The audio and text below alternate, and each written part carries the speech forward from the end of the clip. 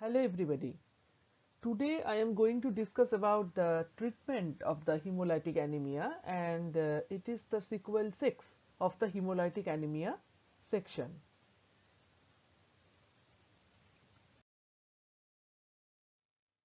If you are new to my channel, don't forget to subscribe my channel to get the notification of the daily uploaded new videos. Don't forget to like and share my videos.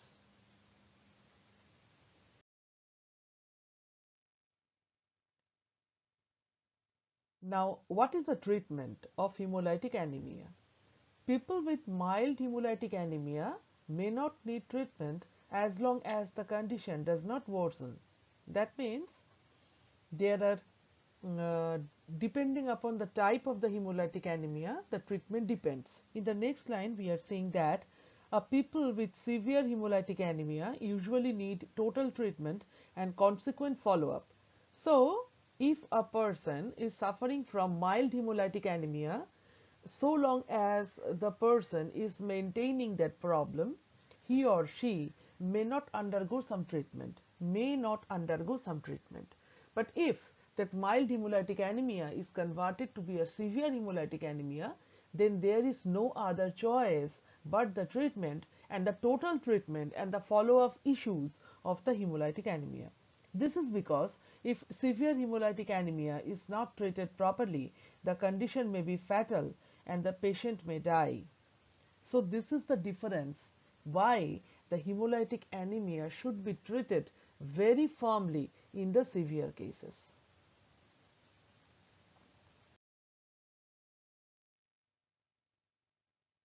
Now, what are the goals of the treatment?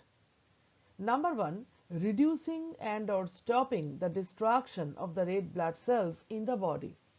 We all know that the hemolytic anemia is actually due to the destruction of the, rather better to say, early destruction of the red blood cells. So if we can treat it like that, reduced the stopping of the destruction of the red blood cells in the body, then the volume of the red blood cell will be restored. So that is the goal. Number two, treating the underlying cause of the hemolytic anemia. There are several causes of the hemolytic anemia. If we can treat those causes, then this treatment will be automatically happen in case of the hemolytic anemia. Number three, increasing red blood cell count close to the normal value. So this part is related with the first part.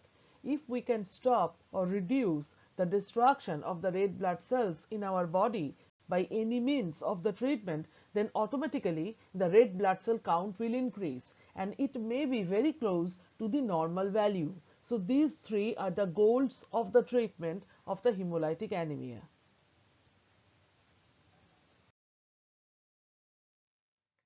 Now, what are the treatments?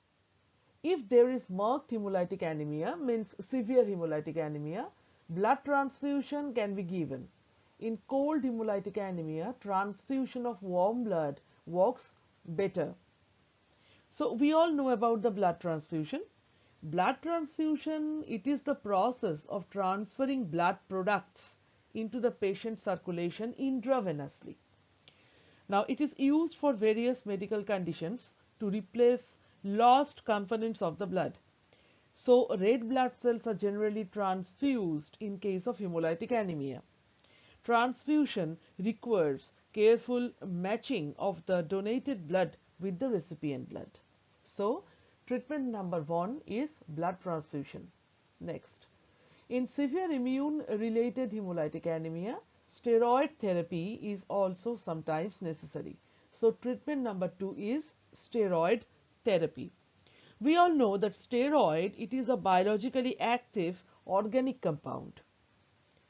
Next one is if the steroid is resistant, that means if the patient is resistant with the steroid therapy, means the steroid is not working anymore, consideration can be given to rituximab or addition of an immunosuppressant.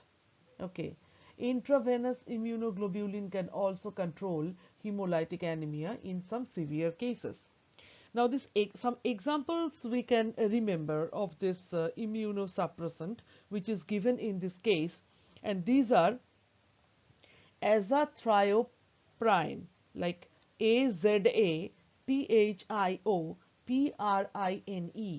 azathioprine, and another one is cyclophosphamide, Cyclophosphamide. So these two are very important immunosuppressant drugs which are used in the treatment of the hemolytic anemia. Next one. If the person is suffering from severe sickle cell anemia, medicine hydroxyurea may be given. Now, what this hydroxyurea actually do? It helps the body to make the fetal hemoglobin. We all know that there are two types of hemoglobins, fetal hemoglobin and the adult hemoglobin. When the baby detached from the mother's body and after the certain age of the body, the fetal hemoglobins are converted into the adult hemoglobin. So now this fetal hemoglobin helps prevent the red blood cells from sickling and improves the anemia. So this is the cause why the medicine hydroxyurea is given to the patient in severe sickle cell anemia.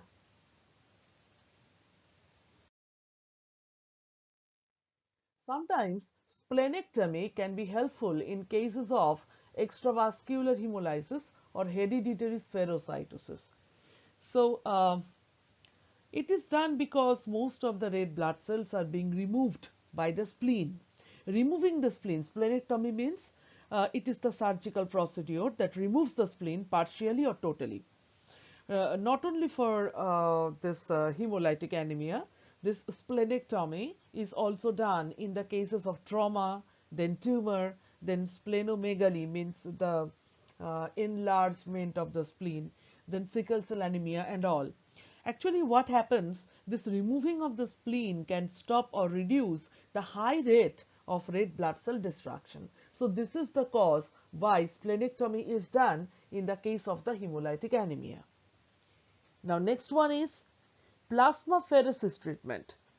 Plasmapheresis treatment is given to the patient if other treatments of immune hemolytic anemia doesn't work. Now for this procedure, what is done? Blood is taken from the body of the patient using a needle inserted into the vein. Now the plasma which contain the antibody that is separated from the rest of the blood, and then plasma from a donor is taken and rest of the blood put back into the patient's body. So this is the plasmapheresis treatment. Next one is blood and marrow cell transplant therapy, also given to the patients. In thalassemia, which is a kind of hemolytic anemia, the bone marrow doesn't make enough healthy RBC. So RBC may be destroyed before 120 days. We all know that the lifespan of RBC is 120 days. This treatment can stop early destruction of RBC. So what happens during transplantation? Donated stem cells, these are transfused through a tube that is placed in the vein of the patient. Once the stem cells are in the body of the patient, they travel directly to the bone marrow, which is the target cell, and starts producing fresh new blood cells. And the next one is, if a person suffers from autoimmune hemolytic anemia, he or she should avoid cold temperature.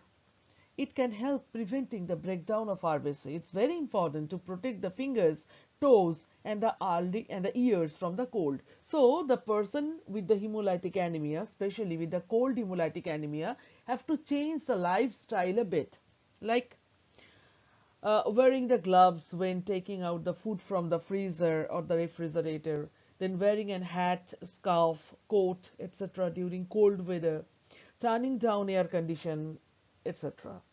So these are the treatment of the hemolytic anemia. So thank you very much for your patient listening. Hope you have understood well. If you have any query, feel free to comment me in the comment section. Wait for the next video. Okay, bye bye.